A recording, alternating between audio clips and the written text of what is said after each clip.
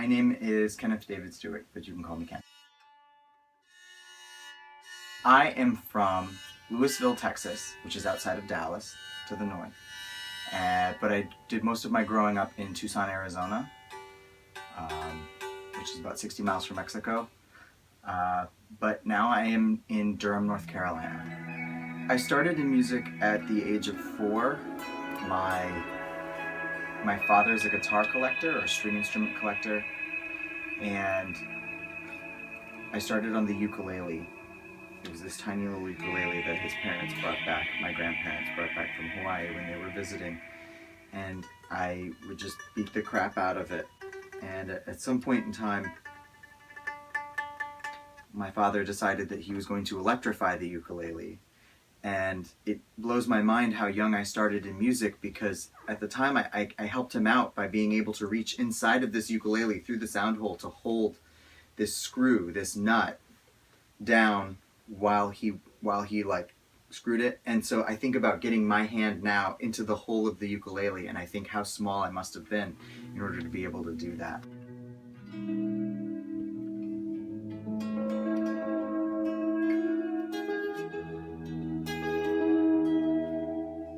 My father's influence was great. And by great, I don't just mean like fantastic. I mean great as in very, very large, very, very substantial. He recently had triple bypass surgery. This was a couple of years ago, and I went home and I slept in the hospital. I stayed with him, and that was a really crucial moment for me to kind of realize that none of us are going to be here for very long, and that we have to just maximize the time that we have. Their heads heavy, hide and seek, trains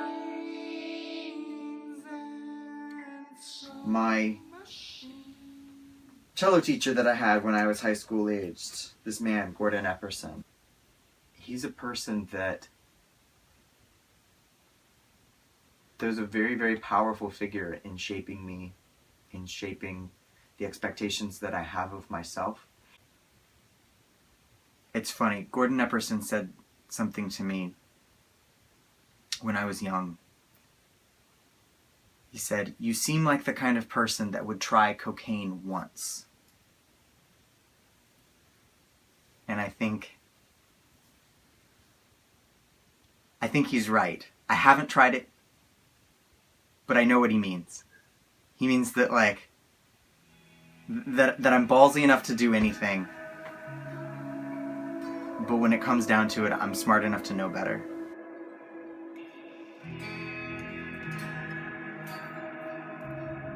I feel like even now, he probably knew me better than I know myself.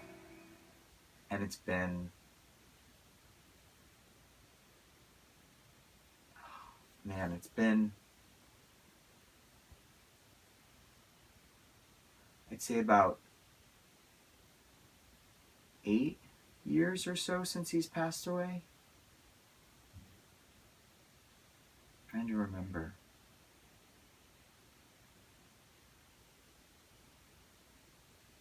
He was a Renaissance man. He taught me, and anyone that ever studied with him, he taught us that being a complete musician meant being a complete person. There's not a day that goes by that I don't think about him, that I don't think about his legacy, that I don't think about his laughter, his influence. To Gordon, everything was a teaching opportunity, whether that's through laughter, whether that's through performing, or whether that's through mentorship. Everything is a teaching opportunity.